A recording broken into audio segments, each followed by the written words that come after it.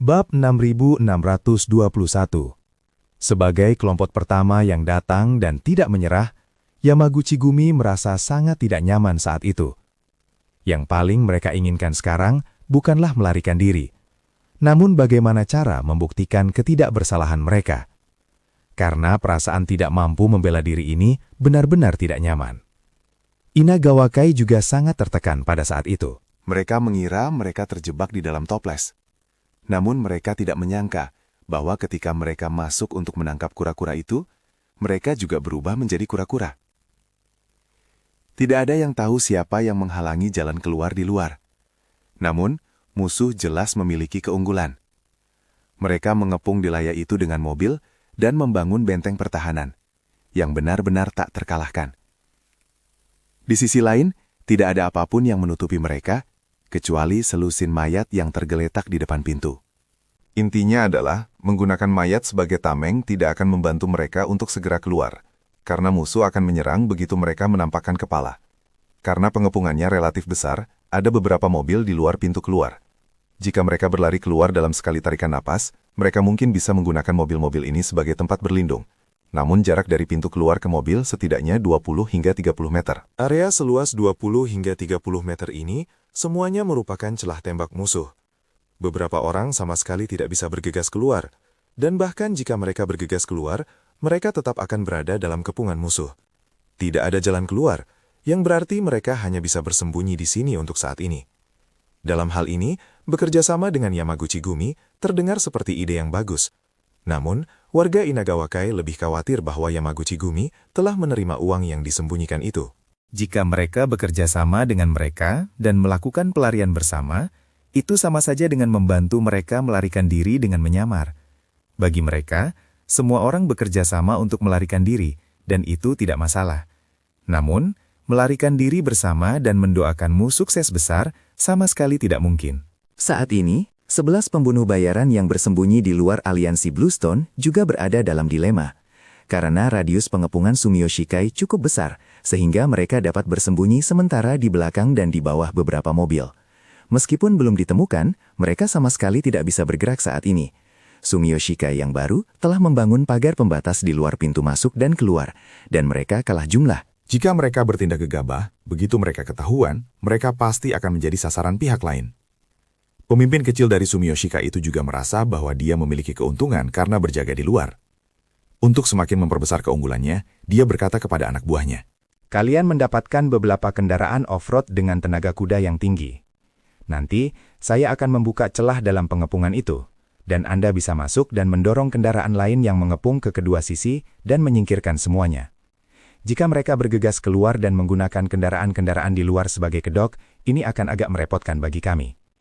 Beberapa adik laki-laki segera memilih 3 kendaraan off-road bertenaga tinggi dari kendaraan mereka sendiri dan bersiap untuk Kendara memasuki pengepungan untuk menyingkirkan kendaraan-kendaraan tersebut. Hal ini memaksa 11 pembunuh dari aliansi Bluestone ke dalam situasi yang sangat sulit.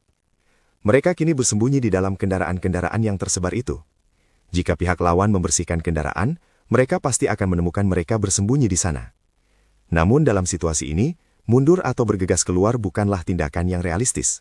meskipun mereka adalah pembunuh bayaran kelas atas, mereka hampir tidak punya peluang untuk menang dalam situasi ini. Salah satu pembunuh bayaran itu segera berbisik kepada kapten yang sudah menyelinap masuk melalui interkom.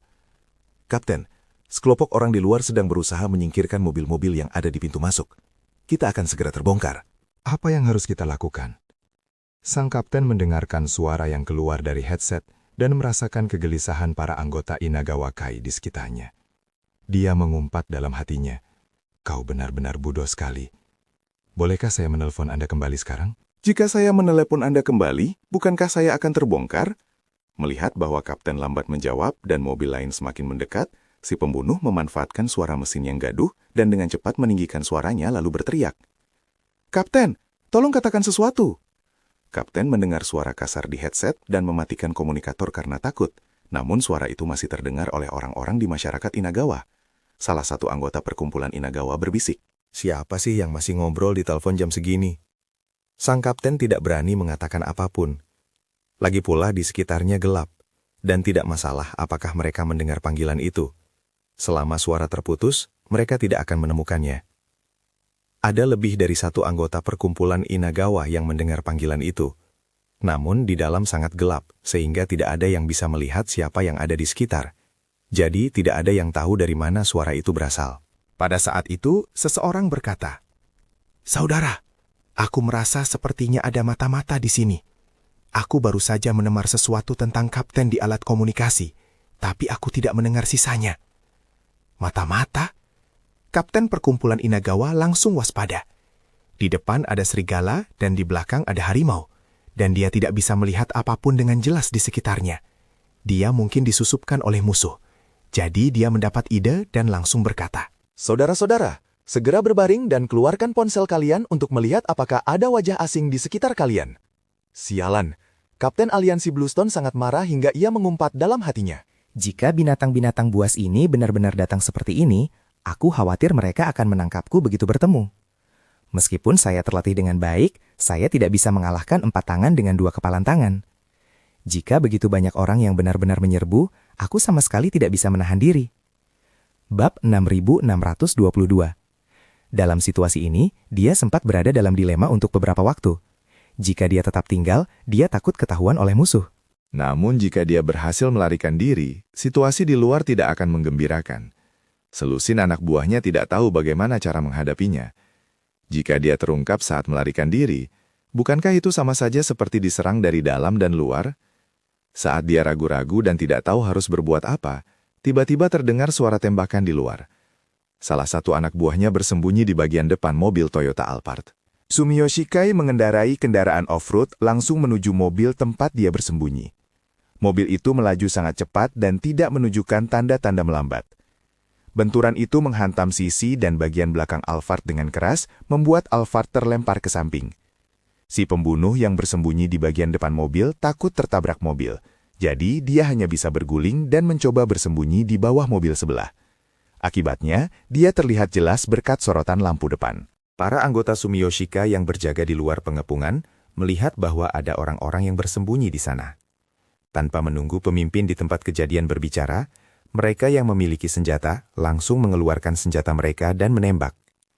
Setelah si pembunuh bersembunyi di bawah mobil, dia dengan cepat menghindar dan berguling dari bagian bawah mobil ke sisi lain mobil. Lalu dia berbalik ke samping dan mengangkat senjatanya untuk melawan balik. Namun dia bukanlah tandingan bagi begitu banyak anggota Sumiyoshi Kai. Meskipun dia juga menembak seorang anggota Sumiyoshi Kai, bahu kirinya juga tertembus peluru ketika dia membungkuk untuk menembak. Ketika yang lain melihat perkelahian telah dimulai dan rekan satu tim mereka terluka, mereka tahu mereka tidak bisa melarikan diri, jadi mereka langsung mulai menembaki anggota perkumpulan Sumiyoshi dari tempat persembunyian mereka. Bagian luar pintu tiba-tiba berubah menjadi adegan baku tembak, dengan tembakan terus-menerus dan sangat ramai. Meskipun banyak anggota perkumpulan Sumiyoshi yang gugur, mereka memiliki keunggulan dalam jumlah dan daya tembak. Jadi setelah beberapa kali baku tembak, mereka juga menewaskan 3 pembunuh bayaran dari aliansi Bluestone dan melukai 2 lainnya. Penanggung jawab Asosiasi Sumiyoshi di tempat kejadian memanfaatkan sepenuhnya keuntungan dari pengepungan terluar. Dia segera meminta saudara-saudaranya untuk menyalakan mobil dan bersiap menggunakan mobil tersebut untuk mengurangi pengepungan. Pada saat yang sama, dia sengaja berkata dengan lantang, "Saudara-saudara, keluarkan beberapa botol dari mobil. Lalu ambil bensin dari tangki bahan bakar untuk membuat bom pembakar, guna membakar bajingan-bajingan ini sampai mati dalam pengepungan." Bajingan! Salah satu anggota Bluestone Alliance bersandar di mobil dan berteriak keras. Jika kamu punya nyali, bersainglah dengan siapa yang memiliki senjata lebih cepat dan lebih akurat. Pahlawan macam apa yang melempar bom pembakar? Orang yang bertanggung jawab atas Asosiasi Sumiyoshi berkata dengan nada meremehkan. Aku hanya ingin berkompetisi denganmu untuk melihat siapa yang akan mati duluan. Setelah itu, dia langsung berteriak kepada anak buahnya. Saudara-saudara, bersiaplah untuk membakar. Bakar semua orang ini sampai mati. Ketika para anggota aliansi Bluestone melihat bahwa pihak lain begitu tidak etis, mereka berkomunikasi satu sama lain dengan isyarat. Mereka segera menoleh dan berlari menuju pintu masuk. Bersembunyi di dalam, masih ada secercah harapan untuk bertahan hidup. Jika mereka terus berada di luar, begitu pihak lain benar-benar melemparkan bom pembakar, mereka hanya punya satu jalan untuk mati. Jika mereka ingin bertahan hidup, satu-satunya cara mereka adalah berlari ke dalam. Ketika pemimpin berkumpulan Inagawa mendengar seseorang berlari masuk, dia bahkan tidak repot-repot memeriksa apakah ada mata-mata di sekitarnya, dan langsung berteriak, "Saudara-saudara, siapapun yang datang, pukuli mereka sampai mati." Sejenak, suara tembakan terdengar di lorong itu. Para anggota aliansi Bluestone yang selamat diserang oleh masyarakat Inagawa segera setelah mereka tiba, dan mentalitas mereka benar-benar hancur. Mereka biasanya adalah pembunuh internasional dan telah membunuh banyak tokoh penting. Banyak tugas yang diklaim sangat sulit pun telah mereka selesaikan satu persatu, namun mereka belum pernah dipermalukan sedemikian parah. Mereka terjebak di antara dua kelompok orang dan dipukuli hingga tewas. Orang-orang dari masyarakat Inagawa berjuang dengan sangat gigih dan keras, karena mereka barusan terjebak di antara dua kelompok. Adik laki-laki yang hendak pergi mengendarai mobil tewas ditembak musuh di luar. Dia menyimpan banyak amarah dan tidak tahu harus melampiaskannya di mana. Jadi dia melampiaskan amarahnya pada para pembunuh itu. Begitu para pembunuh dari aliansi Bluestone tiba, 2 di antaranya ditembak jatuh oleh tembakan acak. Para penyintas berbaring di tanah, melawan balik dan berteriak, "Hentikan pertempuran, masih ada musuh di luar. Orang-orangmu baru saja dibunuh oleh mereka. Kami juga dikejar oleh mereka." Serangan balasan dari aliansi Bluestone juga mengenai beberapa anggota masyarakat Inagawa. Yang terburuk adalah Kapten aliansi Bluestone tertembak di paha oleh peluru dari entah Odi dan mengalami pendarahan hebat. Dia tahu bahwa peluru di kakinya pasti ditembakkan oleh anak buahnya sendiri. Namun dia tidak bisa mengeluarkan pistolnya untuk melawan mereka. Lagi pula, mereka tidak punya pilihan selain menembak. Dan dia juga tahu bahwa dia tidak bisa menembak orang-orang di sekitarnya saat ini. Karena begitu dia menembakkan senjata, di lingkungan yang gelap seperti itu, nyala api dari moncong senjata akan sangat mencolok. Moncong senjata orang lain mengarah ke musuh di luar. Namun, senjatanya mengarah ke orang-orangnya sendiri yang berada di sebelahnya, yang pasti akan ditemukan oleh pihak lain. Selain itu, pihak lain mencurigai adanya mata-mata, dan bahwa ia mungkin akan ditembak mati oleh tembakan acak. Saat itu, dia sudah putus asa. Saat ini, kemungkinan besar dia tidak akan bisa melarikan diri malam ini.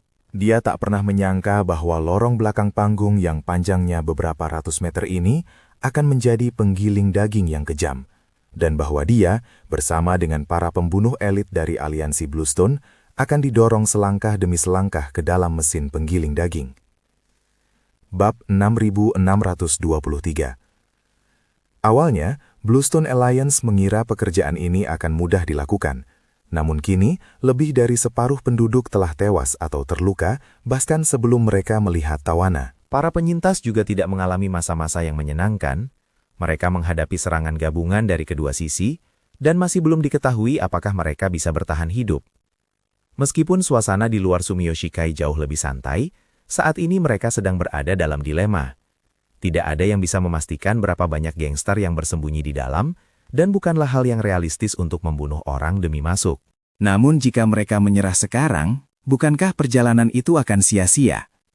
Tepat ketika mereka ragu-ragu, helikopter polisi Tokyo akhirnya tiba. Helikopter polisi biasanya dikerahkan di berbagai wilayah kota. Jadi ketika perintah dari kepala kepolisian dikeluarkan, mereka bergegas menuju sekitar Kuba dengan kecepatan tertinggi. Para anggota Sumiyoshika yang sedang menunggu kesempatan itu tidak menyangka bahwa tepat saat mereka mulai mengepung, lebih dari selusin helikopter akan berdatangan dari langit dari segala arah. Para gangster ini semuanya adalah pengkhianat lokal di Tokyo, dan sekilas, semuanya dapat dikenali sebagai helikopter polisi. Pada saat itu, helikopter-helikopter tersebut terbang dari udara menuju Kuba dengan kecepatan sangat tinggi, hampir pada daya penuh. Pemimpin itu panik dan bergumam. Apa yang terjadi? Mengapa ada begitu banyak polisi? Adik laki-laki itu buru-buru berkata, "Saudaraku, ini tim SWAT dari kepolisian. Mereka adalah polisi anti-teror. Kita hanya punya selusin pistol. Aku khawatir kita tidak bisa mengalahkan mereka." Pemimpin itu menggertakkan giginya dan berkata, "Sial, sepertinya geng Yamaguchi Gumi telah melakukan langkah besar di sana." Adik laki-laki itu bertanya kepadanya, "Saudaraku, haruskah kita mundur?" "Mundur!" Pemimpin itu berpikir sejenak dan berkata, "Jika kita tidak mundur, kita semua akan ditangkap nanti." Setelah itu, dia langsung berkata kepada semua orang di sekitarnya, "Cepat, semuanya cepat masuk ke dalam mobil." Mendengar itu, sekelompok adik laki-laki masuk ke dalam mobil dan melarikan diri. Meskipun helikopter-helikopter itu menukik di atas tempat parkir dengan kecepatan sangat tinggi, ternyata ruang di atas tempat parkir itu memang terbatas. Untuk menjaga jarak aman, kecepatan lebih dari selusin helikopter sedikit diperlambat. Ketika mereka mulai melayang dan membiarkan sejumlah besar polisi khusus SWAT turun menggunakan tali, penduduk Sumiyoshikai telah melarikan diri. Namun, pasukan khusus SWAT tidak mengejar anggota Sumiyoshikai, namun pintu keluar segera dikepung. Lalu seseorang menggunakan pengeras suara untuk berteriak dari dalam. Semuanya dengarkan, ini adalah tim khusus SWAT kepolisian Tokyo. Semua orang segera letakkan senjata kalian, angkat tangan kalian, lalu berjalan perlahan ke pintu keluar untuk menyerah. Jika tidak, kami mungkin akan menyerang atau bahkan menembak kapan saja. Ketika mereka mendengar bahwa tim SWAT akan datang, para anggota aliansi Bluestone tampak pucat pasi. Situasi saat itu membuat mereka tidak mungkin melarikan diri. Inagawa Kai sangat kesal, karena mereka tahu bahwa jika SWAT datang, mereka pasti tidak akan mendapatkan bunga tersembunyi itu. Jika mereka tidak mendapatkan bunga tersembunyi itu, tidak apa-apa. Banyak saudara yang mendapat ganti rugi, dan banyak anggota Yamaguchi Gumi yang tewas. Setelah mereka jatuh ke tangan polisi, hukuman penjara bagi 100 atau 200 orang ini diperkirakan mencapai 2 hingga 3.000 tahun. Para anggota Yamaguchi Gumi yang terjebak di bagian terdalam sangat gembira hingga hampir menangis. Setelah mengalami keputusasaan yang sesungguhnya, kemunculan tim SWAT membeli mereka harapan untuk bertahan hidup. Bagi mereka, tertangkap bukanlah hal yang penting, dan masuk penjara bukanlah hal yang penting. Yang penting adalah mereka bisa meninggalkan purgatori otak dimanapun ini dalam keadaan hidup. Tim SWAT telah tiba, dan masih ada harapan. Jadi para anggota menangis bahagia, dan beberapa bahkan mulai menangis. Meskipun mereka semua adalah anggota geng yang berjalan di jalanan Tokyo dengan sikap angkuh, pengalaman malam ini benar-benar mengubah pandangan dunia mereka. Karena pengeras suara yang digunakan polisi sangat keras, Mitsui Yoshitaka dan yang lainnya di bagian terdalam juga mendengarnya dengan jelas. Sembari Mitsui Yoshitaka menghela napas lega, ia tidak lupa mengatakan kepada Tawana yang tidak mengerti bahasa Jepang. Nona Sweet, tenang saja, polisi khusus sudah tiba, dan kita pasti akan bisa meninggalkan tempat ini dengan selamat. Tawana berkata dengan tenang.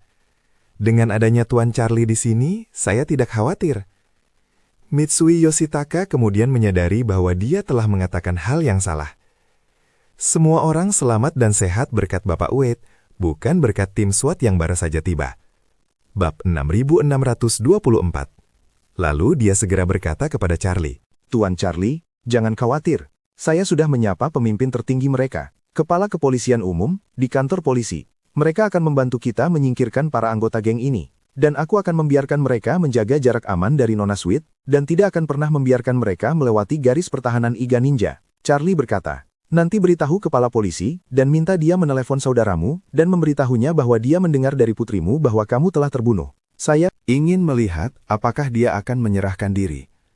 Pada saat itu, lebih banyak polisi khusus SWAT dan polisi biasa bergegas ke lokasi kejadian. Bahkan kepala kepolisian, Inspektur Jenderal, datang secara pribadi. Kepala itu melangkah menghampiri kepala tim polisi khusus SWAT dan bertanya, bagaimana situasinya? Kepala itu menjawab, Direktur, ketika kami tiba, sekelompok pria bersenjata baru saja melarikan diri. Mereka pasti melihat kami datang dan langsung melarikan diri. Setelah kami mengambil alih lokasi kejadian, kami menghitungnya di tempat kejadian dan menemukan total 7 jenazah. Identitas mereka belum dikonfirmasi. Kepala pengawas bertanya, bagaimana situasi di dalam? Kepala itu berkata, saya hanya berteriak dan meminta mereka keluar dan menyerah, tapi belum ada yang muncul. Kepala pengawas bertanya, bisakah kamu mengetahui kekuatan apa saja yang ada di dalamnya? Kepala tim SWAT menjawab, kami telah mengirim orang untuk menyelidiki semua kendaraan yang ditinggalkan di luar. Kami menemukan bahwa sebagian besar kendaraan ini terdaftar atas nama perusahaan atau individu dari Inagawa Kai dan Yamagumi Gumi. Lalu dia menambahkan, ngomong-ngomong ada 2 atau 3 Arian milik Sumiyoshikai. Kurasa orang-orang mereka juga ada di sini. Kurasa merekalah yang berhasil melarikan diri. Geng-geng Jepang itu legal. Organisasi-organisasi besar seperti Yamaguchi Gumi dan Inagawa Kai memiliki daftar anggota di kepolisian. Orang-orang ini telah dicap sebagai gangster dalam sistem kepolisian. Dan mobil, rumah, serta aset mereka lainnya juga terdaftar.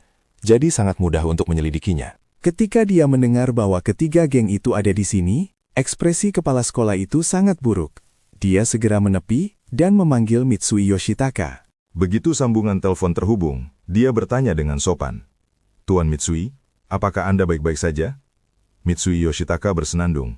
Saya baik-baik saja. Aku baru saja mendengar orang-orangmu berteriak. Kapan kita bisa menangkap bajingan-bajingan itu? Kepala kepolisian mengatakan, jangan khawatir Tuan Mitsui. Saya akan segera menemukan caranya. Tolong tunggu sebentar lagi. Mitsui Yoshitaka berkata dengan dingin. Cepatlah. Jika kamu terus ragu-ragu, masalah ini akan ditutupi. Mitsui Yoshitaka tentu saja tidak ingin pengaruh masalah ini menyebar. Begitu dunia luar mengetahui bahwa Tawana dibunuh di wilayah keluarga Mitsui akan kehilangan muka. Kepala kepolisian tidak ingin masalah ini dilaporkan kemana-mana. Begitu perkelahian antar geng dan pembunuhan serius seperti itu menyebar, kepolisian Tokyo akan kehilangan muka. Jadi dia langsung berkata kepada Mitsui Yoshitaka, Tuan Mitsui, Anda tidak perlu terlalu khawatir.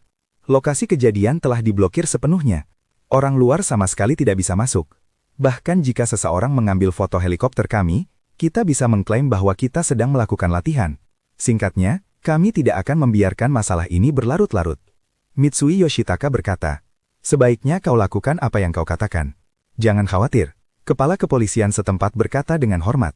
Saya akan mengendalikan situasi dengan kepat dan tidak akan membiarkan insiden ini berlarut-larut. Mitsui Yoshitaka berkata. Omong-omong, ada satu hal lagi. Kepala kepolisian setempat buru-buru berkata, Tuan Mitsui, silahkan. Mitsui Yoshitaka berkata, Hubungi saudara saya, Mitsui Yoshiyasu, dan sampaikan kepadanya bahwa Anda sangat menyesal menyampaikan kabar buruk kepadanya. Sampaikan padanya bahwa kamu baru saja menerima telepon dari Kokomi. Dan Kokomi memberitahumu bahwa aku telah terbunuh. Kepala kepolisian bertanya dengan terkejut. Tuan Mitsui, mengapa Anda melakukan ini? Mitsui Yoshitaka berkata dengan suara dingin.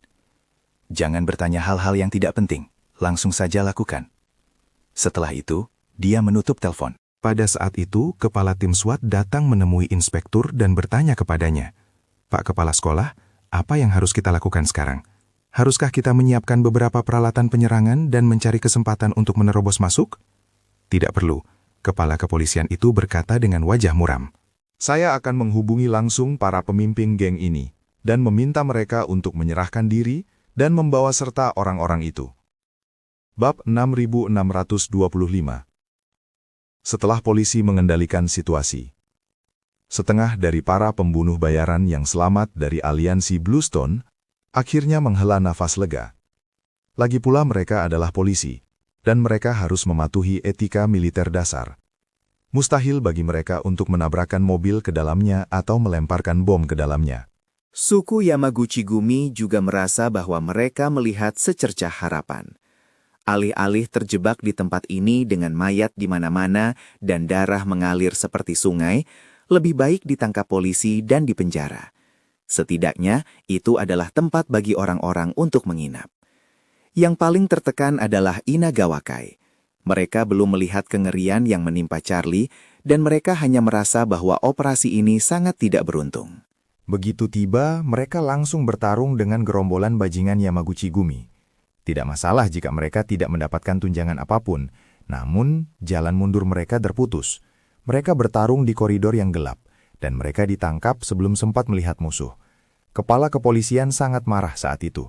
Sekelompok gangster pemberani ini nekat datang ke wilayah Mitsui Yoshitaka untuk membunuh Tawana dan menyebabkan korban jiwa hingga mencapai angka 3 digit. Ini sama saja dengan menghancurkan mangkuk nasinya sendiri. Sekalipun pelakunya adalah putranya sendiri, dia pasti ingin membunuhnya dengan pisau, apalagi dengan sekelompok gangster. Maka ia segera memanggil kepala Yamaguchi-gumi dan Inagawakai. Saya mengatakan hal yang sama kepada mereka berdua melalui telepon. Aku tidak peduli di mana kamu berada sekarang. Jika kamu tidak ingin ditembak mati oleh polisi khusus malam ini, keluar dari sini dan segera pergi ke dom. Tak satu pun dari mereka menyangka bahwa kepala sekolah akan menelepon mereka secara pribadi. Barulah saat itu, mereka menyadari bahwa mereka bertekad untuk merebut uang tersembunyi senilai $1 miliar AS, dan mereka mungkin telah menyebabkan bencana besar dalam situasi yang memanas.